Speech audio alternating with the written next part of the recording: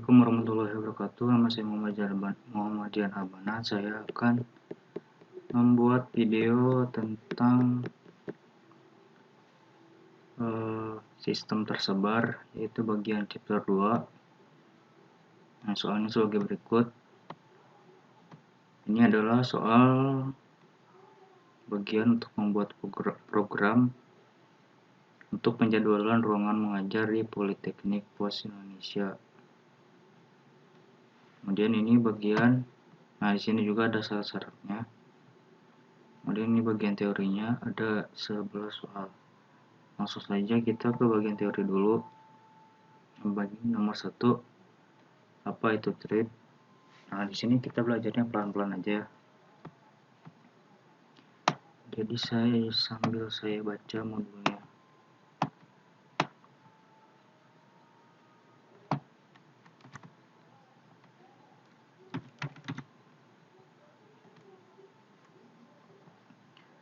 Nah, apa itu thread? Jadi thread itu adalah alur eksekusi independen yang dapat dieksekusi secara paralel dan bersamaan. Jadi thread itu gunanya untuk membuat alur eksekusi. Jadi mana dulu bagian yang mau dieksekusi dan mana dulu bagian yang nanti dieksekusinya terakhir. Seperti itu. Dan bisa juga si alurnya itu dijalankan secara paralel atau bersamaan di sistem yang lain. Nah, itu untuk soal teori nomor 1. Kemudian ke bagian nomor 2. Soalnya adalah bagaimana mendefinisikan thread dengan kode program. Sini di modulnya defining a thread.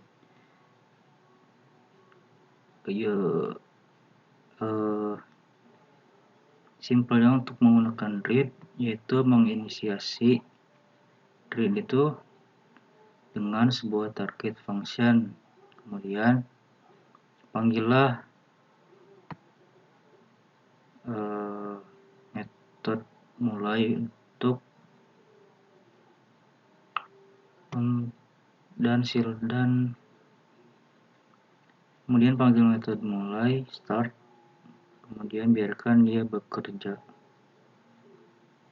Nah, jadi pertama itu Python threading module provide. Nah, pertama jangan lupa modul provide-nya, modul thread-nya.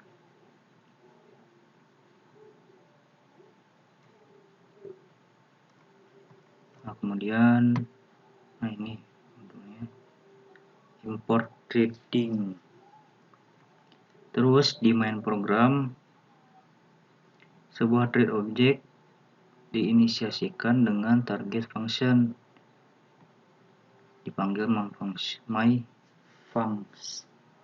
Kemudian sebuah argumen kepada function yang akan masuk ke dalam output message.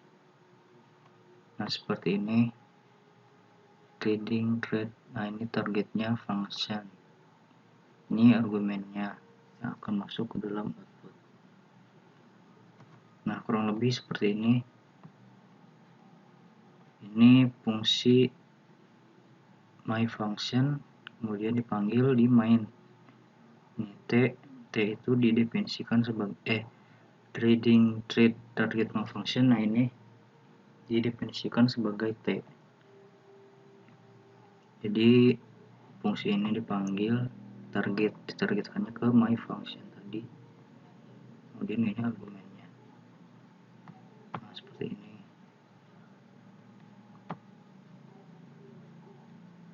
Nah, jadi ini dipanggilnya secara paralel.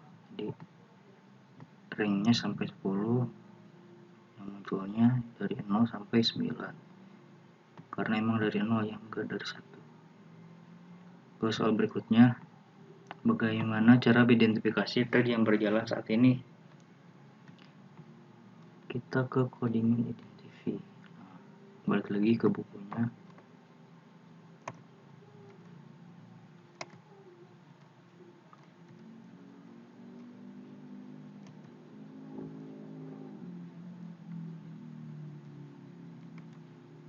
Lewat, maaf.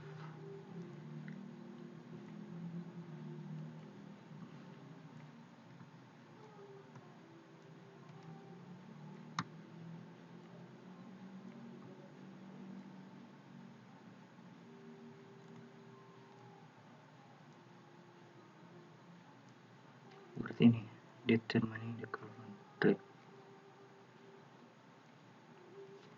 Nah, untuk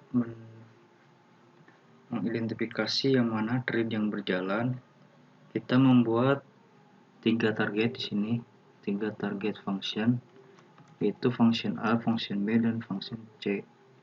Kemudian import, nah ini modulnya modul time.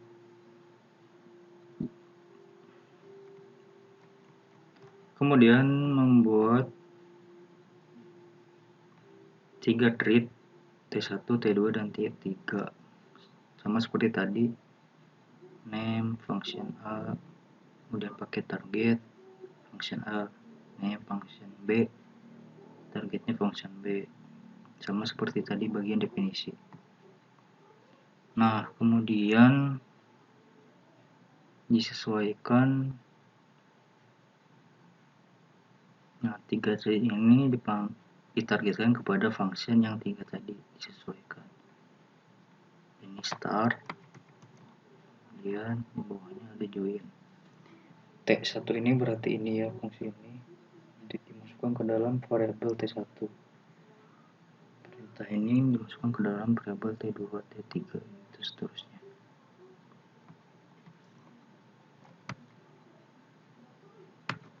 Nah, jadi seperti ini, Mbak.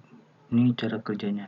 Function A starting, function B starting, function C starting, kemudian function A exciting, function B exciting, function C exciting. Jadi ini secara paralel atau secara berurutan. Kita coba di sini. Nah, ini function A starting, B starting, kemudian exciting. Lanjut ke soal berikutnya. Bagaimana cara menggunakan tree pada subclass pada kode program?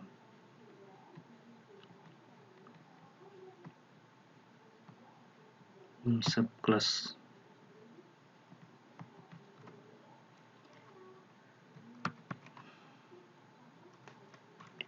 Defining a tree subclass, membuat tree yang mendefinisikan subclass yang mana inherit dari tree class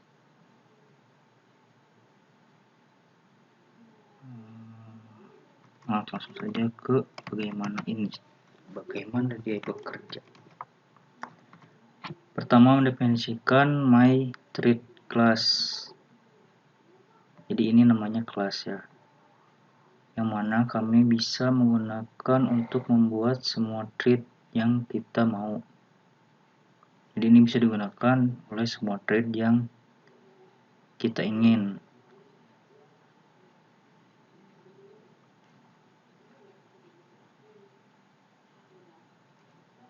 Kemudian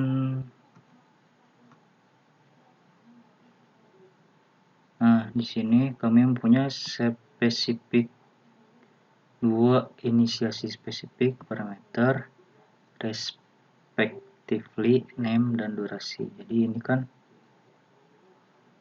si kelas myTriggers itu bisa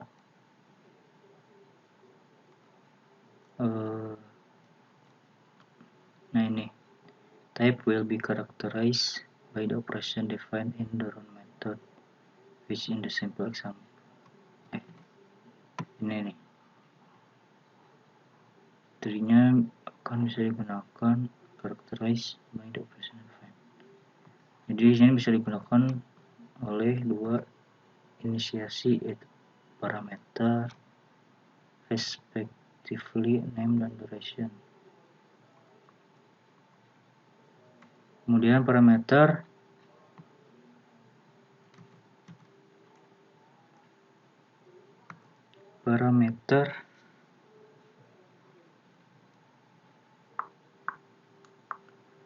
duration parameter akan melakukan dikomputasi menggunakan the radian function. Outputnya random integer antara 1 dan 10.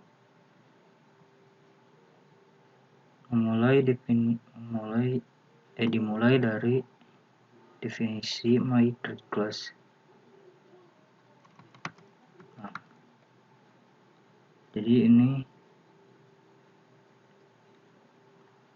fungsinya itu diacak antara 1 dan 10 subclass. Jadi ini ada di atasnya ada kelas. Nah, kemudian di bawahnya ini subclass. Nah, yang myThreadClass tadi bisa dipanggil oleh yang di bawah-bawahnya gitu.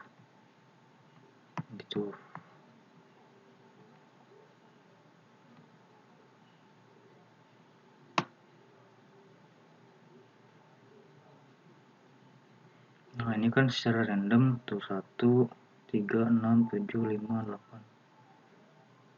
Nah, kurang lebih seperti itu subclass. Jadi ada kelas, kemudian bawahnya terdapat sub-subnya. Lanjut ke bagian log. Bagaimana sinkronisasi thread dengan log pada program. Sinkronisasi log pada program.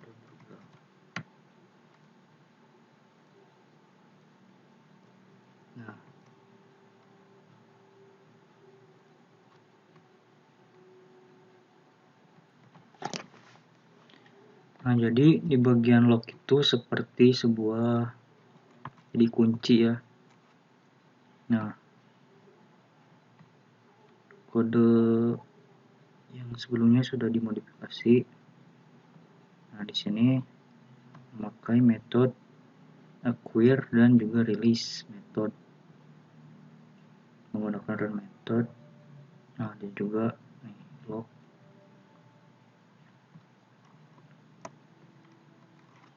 Nah, ini log definitionnya. Thread log sama dengan threading log. Kemudian ini membuat kelas yang tadi, kelas myThreadClass. Yang acquire ini ini dulu. Ini ada metode release di sini.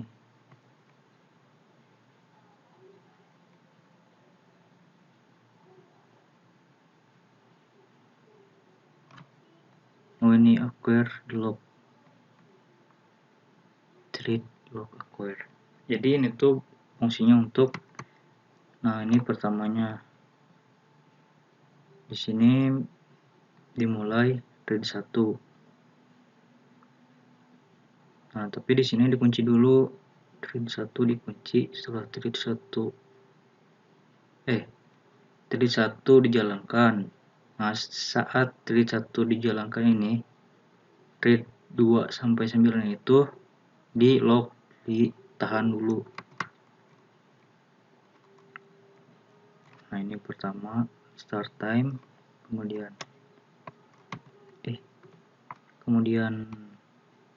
thread running. Ini juga nanti ini bekerja, yang lainnya dikunci dulu, sama seterusnya sampai ke bawah. Kita coba ya bagian log.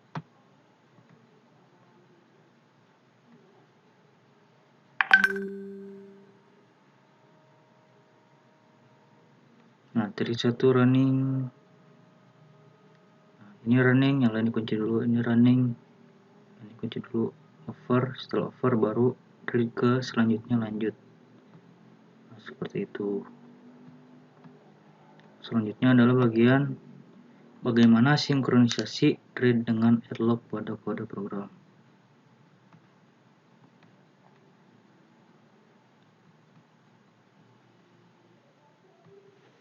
Nah, selanjutnya kita akan membahas tentang add-log.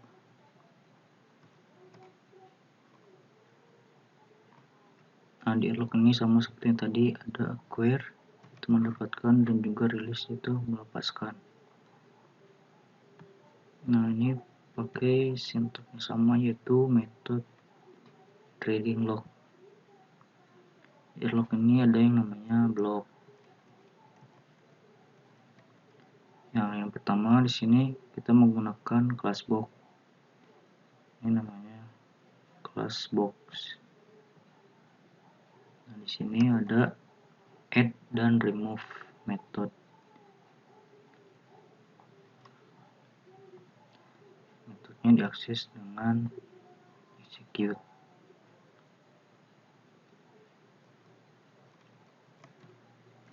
Nah, ini trading add-log, metodenya digunakan di sini.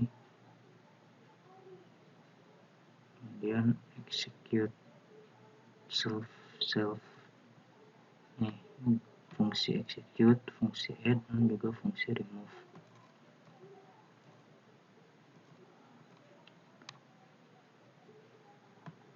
Fungsi tersebut dipanggil oleh dua thread. Mereka punya class box dan total number item untuk menambahkan atau menghapus parameter. Nah, ini total number item 1. Print add one item to add. Ini di fungsi untuk menambahkan, ini di fungsi untuk menghapus. Item to remove, box remove. Nah, di sini total number dari item untuk ditambahkan atau dihapus dari box seperti yang kamu lihat, dua number itu akan menjadi berbeda. Eksekusi akan berakhir ketika keduanya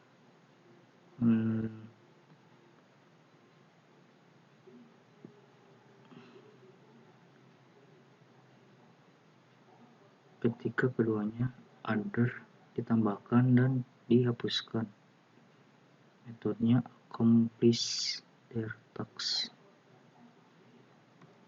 Jadi T1 T2 ini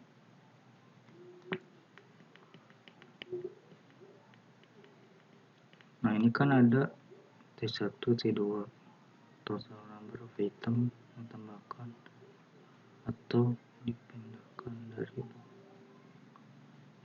eksekusinya itu akan berakhir ketika ada yang ditambahkan dan ada yang dihapuskan.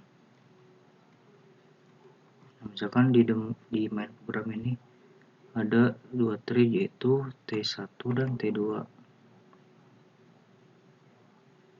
yang diasosiasikan dengan adder dan remover function yang aktif jika number of item lebih dari 0. Nah, ini si number item itu. Function yang tadi akan aktif apabila number itemnya itu lebih dari 0. Kedua adder dan remove ini berinteraksi dengan item di box class. Nah, jadi gini, tambahkan satu item, 15 item to add, remove one item, no to add.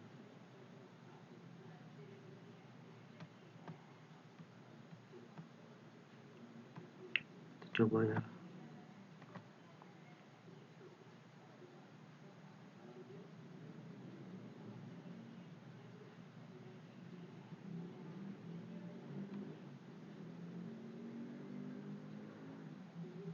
jadi di sini diberlakukan yang namanya blok yang pokoknya seperti itulah. Selanjutnya ke bagian semapur.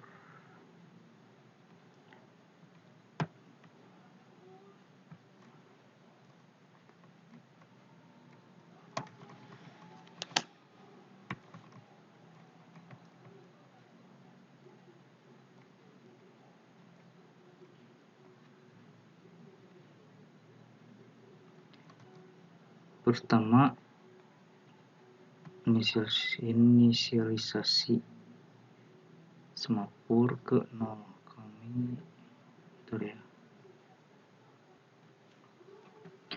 Kemudian lanjut ke bagian sinkronisasi dengan semapur.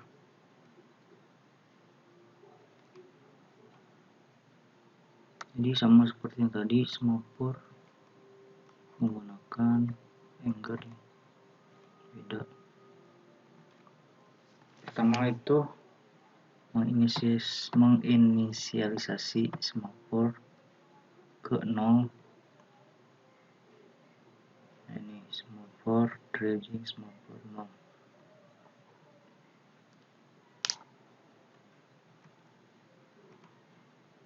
Kemudian ini this operation is very similar to that described in the log mechanism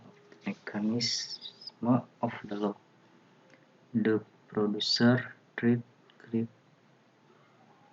item and after that it frees the resource by calling the reuse method. Jadi pertama membuat semapur, dredging semapur 0 sebutnya, kemudian semapur rilis. Nah ini sama seperti tadi menggunakan acquire.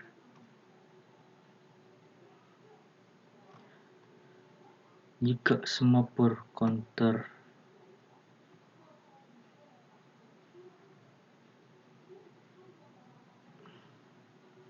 equal to 0, kemudian itu akan diblok condition acquire atau mendapatkan metode sampai dengan mendapatkan motif dari thread yang berbeda. Jadi begitu, jika semapur equalnya 0, ini akan diblok, si semapur itu akan diblok. Kemudian si acquire method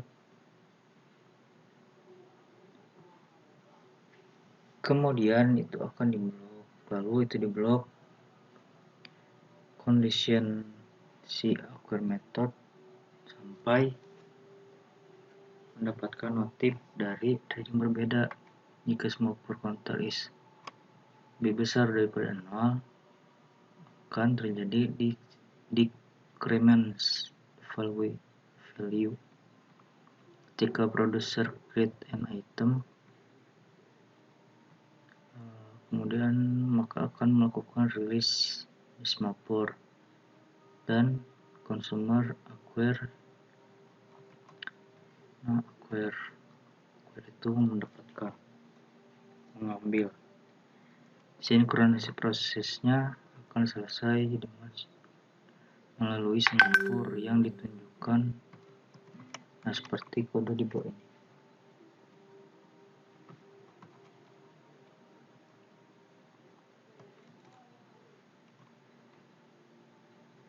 Jadi ada beberapa fungsi tadi seperti sudah dijelaskan di atas. Pertama ada consumer, producer. Ini di main programnya. Ada dua thread yaitu T1 dan T2. T1 itu targetnya consumer, T2 targetnya producer. Ini bagaimana kerjanya? Pertama thread 1 akan menunggu, kemudian ketika dapat motif,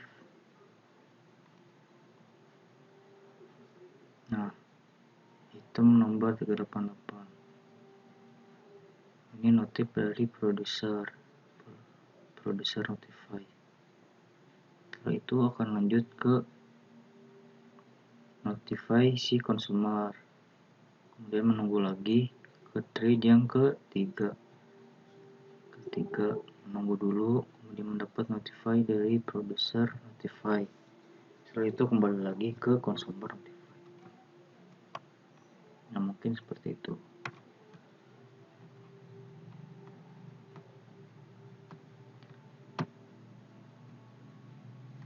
Nah, akan coba saya run ya.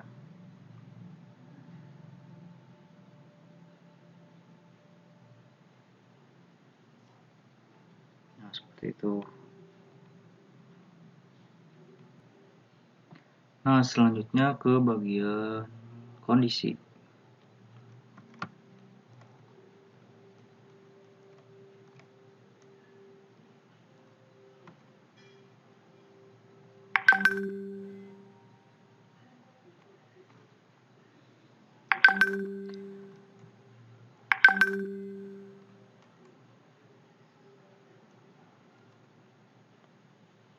Ini sama sebuah sinkronisasi juga.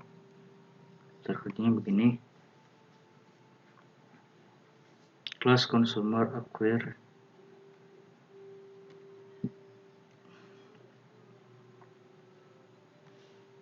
pertama membuat condition acquire. Kemudian jika length of the list equalnya 0, lalu si consumer menempatkan dirinya ke waiting state atau menunggu. Lalu itu akan dibuat sebuah pop operation from the item list. Jadi consumer state is notified to the producer and desired result is released. Condition notify tadi sama seperti yang di semapur. Plus producer acquire membagikan result and then lakukan verifikasi kepada the list yang sudah selesai. Nah, di bagian ini kita menempatkan maksimal nomornya adalah 10. Ini 10. Kemudian jika the listnya full, lalu si fungsi producer menempatkan pada wait state sampai the list is consumed. Nah, jika listnya tidak full, kemudian single itemnya ditambahkan, instead akan notified and the result is released, akan melakukan condition notify dan condition release.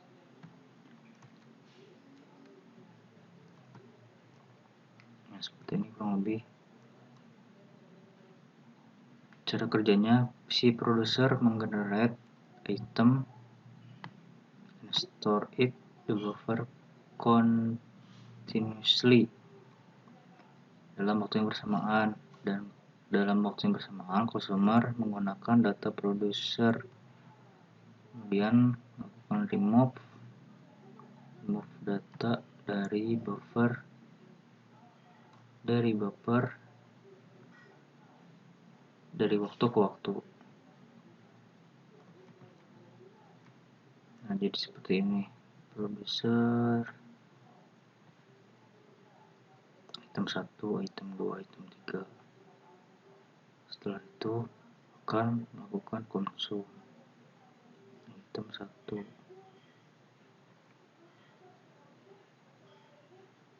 Nah, ini maksimum sampai 10. Bila sampai 10, maka stop konsum setelah item. Nah, seperti itu.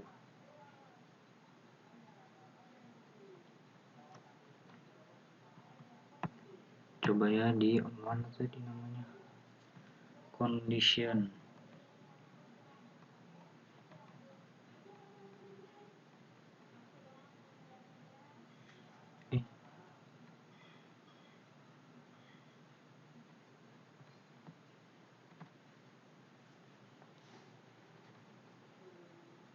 Satu item 1, 2, 3 konsum item, konsum satu item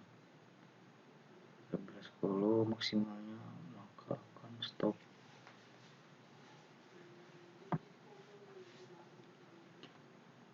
Lanjut ke event.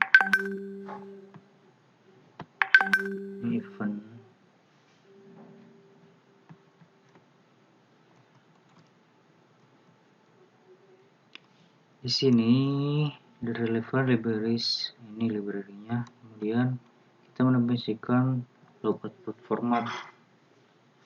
Log format ini gunanya untuk clearly visualisasi apa yang terjadi.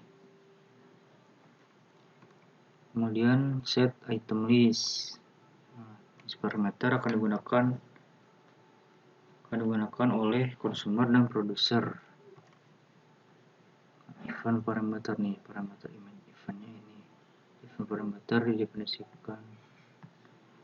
This parameter will be used, akan digunakan untuk sinkronisasi dan komunikasi antara thread.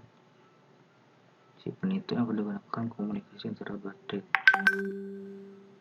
Consumer class, nah ini ada class consumer diinisialisasi dengan list of item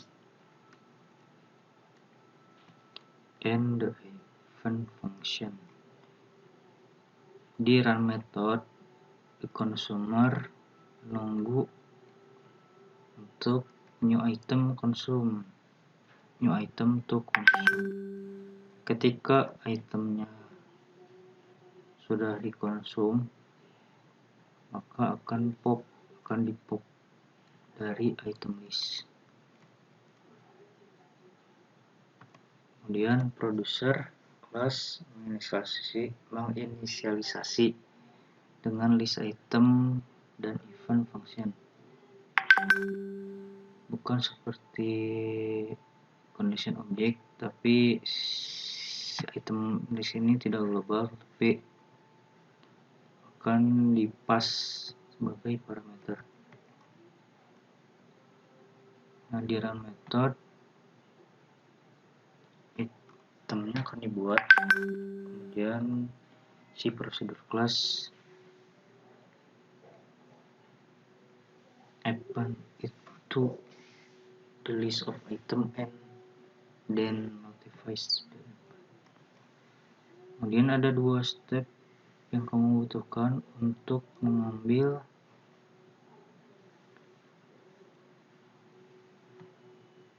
yang harus dilakukan untuk itu dan first step.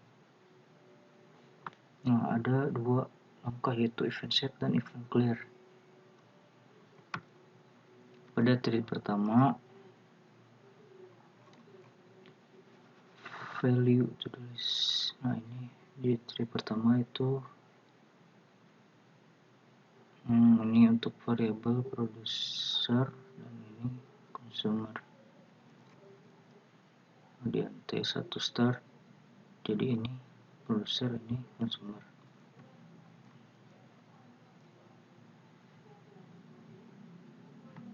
Nah, ini gambarnya seperti ini. Producer, add item, set event, clear event, dan select. Ini akan terus berulang, tapi ada juga yang kesini ke bagian consumer management. Ke pertama producer, add item, set event, kemudian menunggu. Habis menunggu melakukan remove item, baru masuk ke consumer. Balik lagi ke wait. Ini akan dilakukan secara berulang-ulang. Kita coba ya event.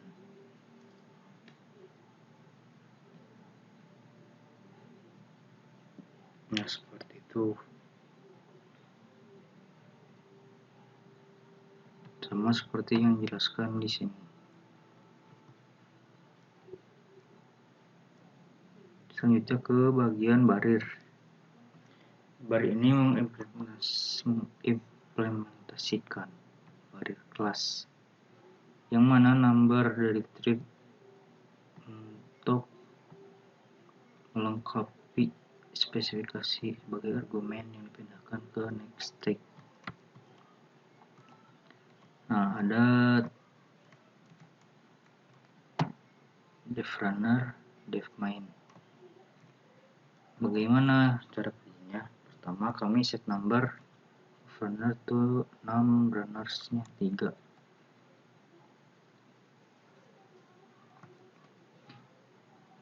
Nah, when a runner arrive, ketika runnernya sampai di finish line, memanggil the wait method yang mana akan memblok semua all the runner the thread yang mempunyai main.call yang melakukan yang bisa membuat panggilan.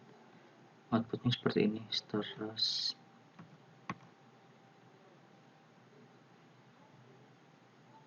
Nah, seperti ini. Lanjut ke bagian antrian, trade dengan antrian. Yang tadi dulu ya.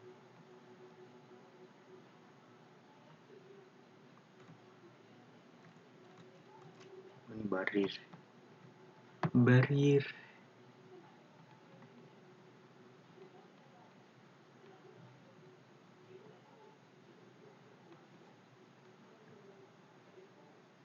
Oh, yang ini belum. Ntar ya, sabar ya.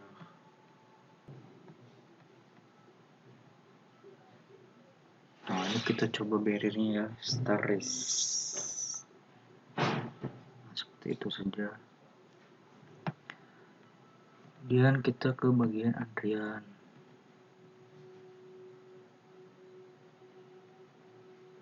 Antrian seperti itu gambarannya.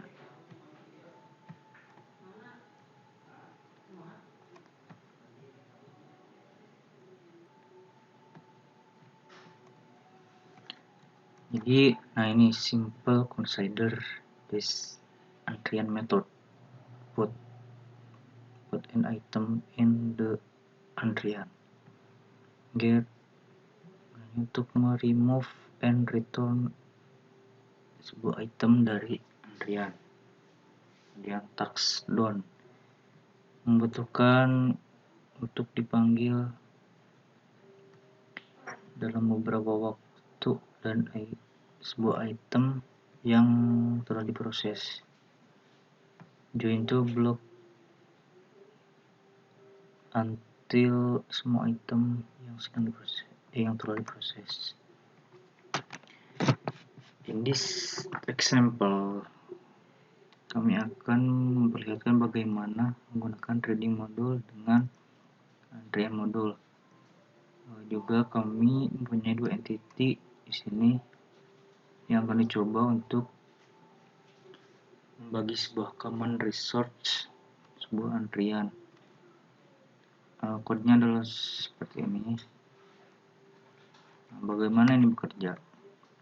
Pertama, kami dengan producer class kami tidak membutuhkan to pass the integer list because kami menggunakan antrian to store the integer that are generated.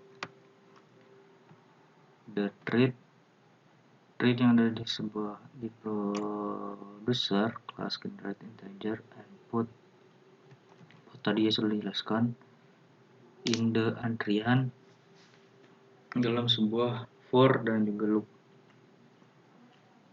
Producer class menggunakan antrian put item block timeout to insert data in the antrian.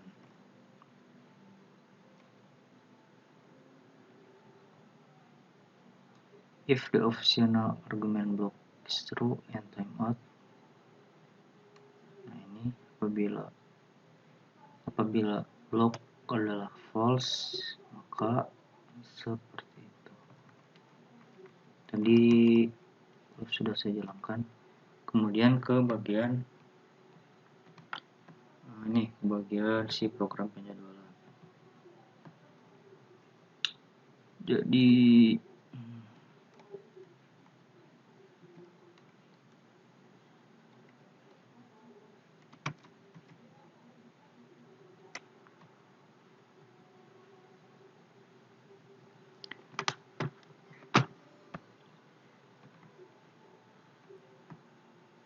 nah, ini akan saya running. Nah, itu pertama menanyakan nama siapa yang bookingnya, misalnya Muhammad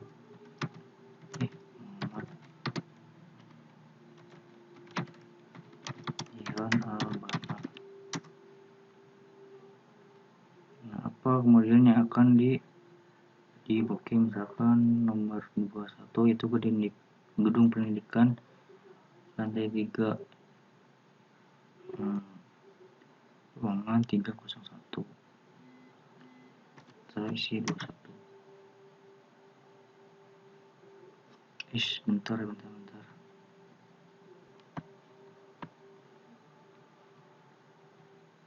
Misalkan kita isi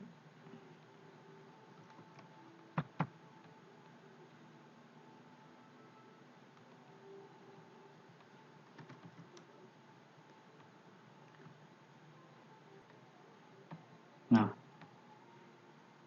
tadi kemudian ini harinya hari apa, misalkan hari Senin. Nah, ini yang hari Senin itu ada tanggal berapa aja di jangka waktu bulan ke-5 sampai bulan ke-6, misalkan nomor 7. Nah, jamnya jam berapa, jam 7 malam.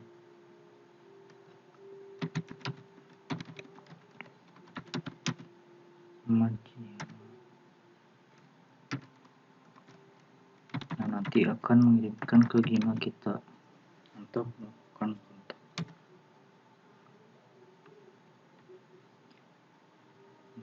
IJAU gedung pendidikan maksudnya. Ini memastikan ini udah betul atau enggak. Bila betul ya, mulai menanyakan apakah Anda ingin melakukan booking yang lain. Tidak. Nah, seperti itu saja video chapter 2 dari saya. Mohon maaf sedikit melantur karena mengantuk. Nah, jadi mohon maaf banyak kesalahan di video kali ini. Kurang lebihnya mohon maaf. Apa ya? Minta maaf terus. Udahlah. Wassalamualaikum warahmatullahi wabarakatuh.